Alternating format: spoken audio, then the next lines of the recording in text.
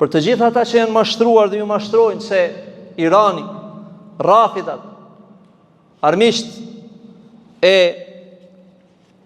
Islamit janë ata të cilët e mbrojnë derin e muslimanëve dhe krenarinë e muslimanëve dhe kanë qëllime të mira për muslimanët.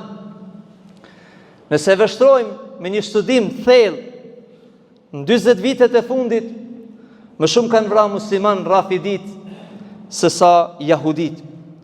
Kjo është e dëshmuar. Luftën në Siri kundër muslimanëve në Haleb që kanë bërë gjenocid, janë shiat. Në Irak kanë bërë vrasje të muslimanëve suni.